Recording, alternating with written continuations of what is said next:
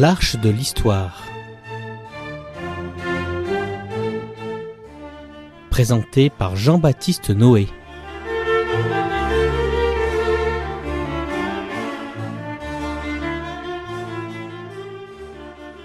Bonjour à toutes et à tous, merci pour votre fidélité à notre émission L'Arche de l'Histoire. Je reçois cette semaine le lieutenant-colonel Rémi Porte, qui est officier référent histoire pour l'armée de terre et co-auteur d'un très beau livre sur la bataille de Verdun, intitulé Les 300 jours de Verdun. Un beau livre et un gros livre, puisqu'il pèse quasiment 3 kilos, composé de très nombreux documents iconographiques, des cartes également, des documents d'époque, bien évidemment, présentant la bataille de Verdun. Et puis, au-delà, ça donne aussi une image globale de la Première Guerre mondiale. Bataille de Verdun qui, comme vous le savez, a commencé il y a un siècle, ou plutôt s'est déroulée il y a un siècle, commençant le 21 février 1916 et qui a duré jusqu'au mois de décembre 1916. Alors, le lieutenant-colonel, dans ce livre, avec tous ces documents que vous proposez, qui est le fruit de plusieurs années de recherche pour les collecter. Est-ce qu'il y a quelques documents d'époque qui vous ont particulièrement marqué et qui synthétisent ou qui représentent bien cette bataille de Verdun ? Merci de m'avoir invité tout d'abord. Oui, effectivement. Alors, pour parler directement du livre et du projet éditorial, parce que ça a été une vraie aventure éditoriale de réaliser cet ouvrage, comme vous le disiez, qui doit peser 3,2 kg, 550 pages et 2000 ou 2200 documents reproduits dans le volume. C'était déjà de longs mois de recherche. Dans les archives du service historique de l'armée de terre à l'époque, devenu service historique de la défense à Vincennes, où nous étions guidés, c'est un travail collectif, c'est vraiment un travail d'équipe, où nous étions guidés par deux idées en fait, qui étaient impulsées par Jean-Pierre Thurberg au départ, le directeur de l'ouvrage. D'une part, présenter dans sa globalité, sous toutes ses facettes, cette bataille qui est emblématique de la Première Guerre mondiale, au moins pour les Français, dans la diversité de ce qu'elle a représenté à l'époque. Et puis, plus spécifiquement pour les documents, trouver dans les archives qui sont extrêmement riches à Vincennes, les documents peu ou non connus qu'on pouvait porter à la connaissance du grand public, justement. Alors, comme vous le soulignez, grande diversité. Ça va évidemment des photos de fonds iconographiques extrêmement originaux, de la cartographie, des cartes d'époque, les cartes d'état-major d'époque, des fois renseignées à main levée au coin du bois, pratiquement, par les officiers sur le terrain. Des photos aériennes. On avait réussi à faire coïncider très exactement la carte d'état-major de 1916 sur une grande page, la carte d'état-major de 1916 avec la photo aérienne exactement du même secteur. Et en limite de la photo aérienne, on voit les chemins, les tranchées, etc. se poursuivre sur la carte d'état-major. Donc, superposition parfaite entre les deux documents. Et puis des choses plus anecdotiques, mais qui traduisent aussi la réalité de ce qu'était la bataille. Par exemple, les menus au Fort de Vaux. On reproduit les menus. Alors évidemment, c'est pas un restaurant gastronomique, mais les poilus de l'époque et les cuistots de l'époque faisaient l'effort de rédiger un menu. Parce que vous l'avez dit, effectivement, Verdun, c'est une bataille dans une guerre qui a duré quasiment 5 ans, mais c'est vrai qu'elle est emblématique, même si toutes les familles de France n'ont pas forcément un membre qui a participé à Verdun, ça semble être quand même une bataille collective et qui peut-être plus que les autres a marqué notamment la France peut-être que d'autres pays. Mais pourquoi est-ce que Verdun a ce côté spécifique ? C'est sa longueur, son intensité qui fait que cette bataille est différente de la bataille de la Somme par exemple ou d'autres grandes batailles ? Alors il y a plusieurs facteurs qui interviennent ici de différentes natures. D'abord, toutes les familles de France n'ont pas un aïeul qui a combattu à Verdun, mais de très nombreuses familles de France ont un aïeul qui a combattu à Verdun. Tout simplement parce que le principe de renouvellement régulier des divisions sur le champ de bataille, qu'on a appelé la Noria, mise en œuvre par Pétain avec l'accord du grand quartier général, fait que sur une petite centaine de divisions françaises à l'époque, 70 passent à Verdun. et certaines passent plusieurs fois. C'est-à-dire que pratiquement entre les 2/3 et les 3/4 de l'armée française a effectivement combattu à Verdun, ce qui est énorme.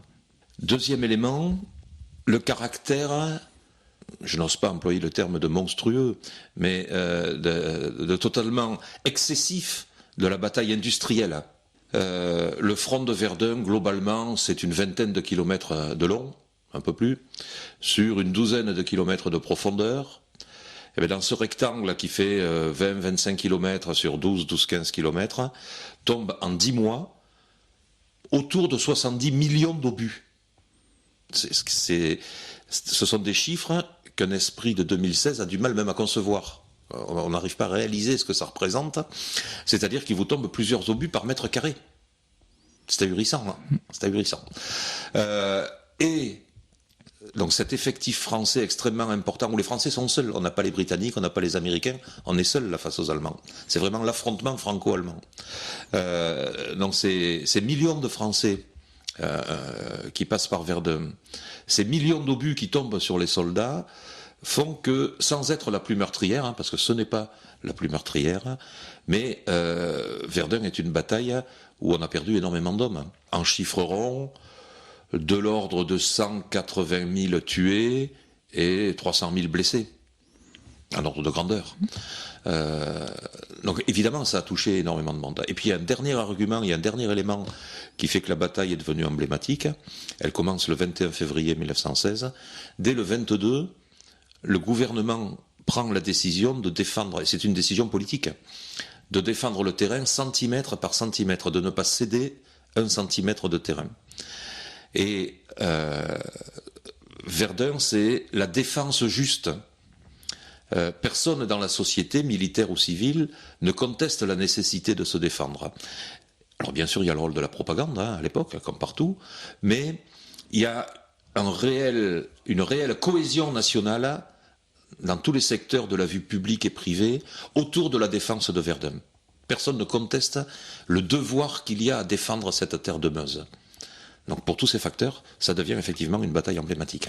Et pour les Allemands, quel est l'intérêt stratégique d'attaquer là? On dit qu'il s'agissait de saigner à blanc l'armée française. C'est vrai ou c'est une légende à la bataille ou... Alors, c'est vrai dans un deuxième temps. En fait, l'idée selon laquelle l'Allemagne aurait souhaité saigner à blanc, hein, selon l'expression consacrée, l'armée française, est une idée qui n'émerge qu'à la fin du mois de mars, c'est-à-dire à peu près un mois après le début de la bataille, c'est-à-dire quand les Allemands se rendent compte que leur offensive a échoué. Question, si l'objectif n'était pas de saigner à blanc l'armée française, quel pouvait-il être? Alors on a eu longtemps l'interprétation selon laquelle il s'agissait de rompre le front français et puis de pénétrer profondément en territoire français, éventuellement de marcher sur Paris, hein, à travers l'axe de progression habituel par la Champagne des invasions de l'Est. C'est à mon sens, au regard des éléments tactiques hein, sur le terrain, une interprétation erronée, pour deux raisons. D'une part, la 5e armée allemande qui attaque à Verdun le 21 février attaque sur un front étroit. Donc elle ne peut pas envisager de percer bien longtemps parce qu'elle peut être contre-attaquée sur les flancs. D'un point de vue tactique, ce serait une erreur grossière. Et puis deuxième élément, si on espère rompre le front pour ensuite pénétrer en territoire ennemi, il faut des troupes pour exploiter cette percée. Et l'exploitation à l'époque, c'est la cavalerie qui en a la charge. Or, la 5e armée n'est pas renforcée en unité de cavalerie, donc il n'y a pas d'intention d'exploiter une éventuelle percée. Alors, que pouvait-il ambitionner, que pouvait-il envisager? Je crois que l'objectif de von Falkenhayn, qui est le chef d'état-major général allemand, est en fait de réaligner le front. Si vous regardez une carte de l'époque, la région de Verdun fait un saillant entrant dans les lignes allemandes, c'est-à-dire que si les Français en avaient eu la volonté et les moyens, en regroupant des forces dans la région de Verdun, ils pouvaient attaquer directement sur les arrières presque des Allemands. Donc premier objectif allemand, réduire ce saillant. Deuxième objectif, aligner le front sur la Meuse. C'est plus facile quand on est en défense d'avoir devant soi un fleuve, on fait sauter les ponts, la défense en est facilitée d'autant. Et puis troisième argument, la concentration d'artillerie. L'Allemagne met en place 1250 pièces d'artillerie à Verdun. Au début de l'année 1916, c'est une concentration énorme. Ça se justifie pour écraser les défenses dans un secteur relativement limité. Enfin, aligner le front sur la Meuse en s'appuyant au nord-ouest sur la région de Montfaucon, qu'ils occupent, et au sud-est sur le saillant de Saint-Mihiel, au sud de Verdun, qu'ils occupent également, permet aux Allemands de mettre moins d'hommes en ligne pour garder leur front, pour tenir leur front, et donc de se constituer des réserves en enlevant des divisions du front et en les mettant à l'arrière. Donc, l'objectif me semble être de réduire ce saillant de Verdun, ce qui représente, à l'époque de la guerre de position, où les progressions au moment des offensives sont de quelques centaines de mètres, une progression de 12 à 15 kilomètres, ce qui est énorme, et ce qui justifie en particulier l'importance des bombardements d'artillerie allemands. Et pourquoi ça a échoué l'offensive allemande? Les Français étaient mieux organisés, parce que certains forts avaient été abandonnés, donc il y a quand même une perte de défense, et pourtant les Allemands échouent. La question des forts. Il faut se souvenir qu'au début de la guerre, en août 1914, quand Joffre prend le commandement des armées du Nord-Est, il n'a aucune autorité directe sur les régions fortifiées. Jusqu'en août 1915, les régions fortifiées, donc Belfort, Toul, Épinal, Dunkerque, Verdun, restent sous la responsabilité directe du ministre. C'est-à-dire que globalement, 25% des effectifs et 25% des matériels d'artillerie, et la quasi-totalité de l'artillerie lourde, échappent au commandant en chef et restent dans des places fortes où elles ne servent pas à grand-chose. À l'été 1915, le grand quartier général français prépare ses offensives d'automne de Champagne et d'Artois. Et il a besoin de renforcer les armées qui vont attaquer, à la fois en hommes et en matériel. Et donc il y a un décret du ministre de la guerre qui place les régions fortifiées et les forts sous l'autorité du commandant en chef. Dans quel but ? Permettre le renforcement des armées mobiles, des armées de campagne. Et c'est ce qui est immédiatement fait. Et donc on enlève effectivement la plupart des régiments à Verdun, une grande partie de l'artillerie lourde, une grande partie des stocks d'obus et de munitions, non pas pour désarmer Verdun, ce qui en soi serait absurde, mais pour équiper les armées qui vont attaquer ensuite en Champagne. Mais on le fait à Verdun, on le fait aussi à Dunkerque, on le fait aussi à Épinal, on le fait. Bon, voilà. C'est pas spécifique à Verdun. Toujours est-il que à l'hiver 15-16, entre décembre 15 et janvier 16, la place de Verdun est une place qui a été en grande partie, non pas totalement, mais en grande partie désarmée et qui se retrouve en position de faiblesse, ce que les Allemands savent aussi. Et donc la bataille dure, et puis... Pardon. Non, excusez-moi, si vous me le permettez. Alors, pourquoi l'assaut allemand, je n'ai pas répondu à cette partie de la question, pourquoi l'assaut allemand échoue-t-il Parce que l'artillerie ne peut pas tout faire. On a des témoignages horribles de poilus, enfin de soldats, de sous-officiers, d'officiers, qui racontent des heures de déluge d'artillerie, les morts à côté d'eux, la souffrance des hommes, etc., etc. Mais il y a toujours des survivants.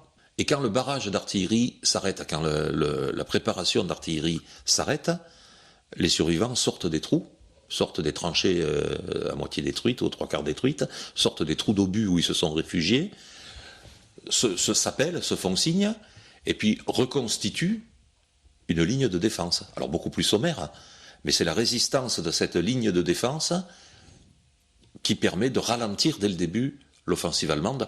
L'exemple emblématique, mais il y en a d'autres, mais l'exemple emblématique, le plus connu, c'est celui des chasseurs de Drian au Bois des Corps. Qui les chasseurs du lieutenant-colonel Drian au Bois des Corps, au nord de Verdun, mais qui, du 21 soir au 22 soir, c'est un groupement de bataillons de chasseurs, donc de l'ordre de 1600 hommes, de bataillons, de l'ordre de 1600 hommes, et au bout de 24 heures, un peu plus de 24 heures de combat, il y a 114 ou 115 survivants. Mais les hommes ont arrêté quasiment une division allemande à eux seuls. On ralentit la progression allemande de façon très, très importante. Et il y a toute une série d'exemples comme ça, en fait, sur le front de Verdun, où les hommes se sacrifient sur place, ce qui permet au renfort d'arriver, qui donne le temps au renfort d'arriver. Donc je reçois le lieutenant-colonel Rémi Porte, co-auteur d'un ouvrage, Les 300 jours de Verdun, extrêmement riche en iconographie, en texte aussi. Et donc nous évoquons cette bataille de Verdun qui s'est tenue il y a un siècle, du mois de février au mois de décembre 1916. Et alors, vous l'avez dit en début d'émission, dans votre ouvrage, vous vous présentez la bataille de manière totale, donc les militaires d'une part bien sûr, et puis également tout ce qui est l'arrière de la guerre. Alors on voit des photos très émouvantes aussi du ravitaillement, des infirmières qui interviennent. On voit que c'est une bataille qui a une dimension extrêmement forte. Et puis vous évoquez aussi, vous mettez également des documents sur propagande ou la mobilisation de l'ensemble des Français autour de cette bataille. Est-ce qu'il y a pendant l'année où a duré cette bataille une évolution du discours par rapport à la défense de Verdun, ou est-ce que dès le début on en fait une bataille emblématique qui est vraiment une bataille majeure pour cette guerre? Oui. Alors, si vous me le permettez, deux remarques liminaires sur des points que vous évoquez. Vous avez parlé du ravitaillement, vous avez parlé de la santé. On peut aussi citer bien sûr l'aéronautique, l'aviation. Par sa position en 1916, c'est au milieu de la guerre, et par sa durée de février à décembre, la bataille de Verdun voit l'arrivée, la mise en œuvre de nouveaux matériels, de matériel en masse et d'adaptation des doctrines d'emploi, des principes d'emploi des matériels. Dans le cas de l'aéronautique, jusqu'à Verdun, globalement, ce sont les chevaliers du ciel, les As, qui partent en combat singulier dans les airs, affronter les Fokkers, etc. Avec la bataille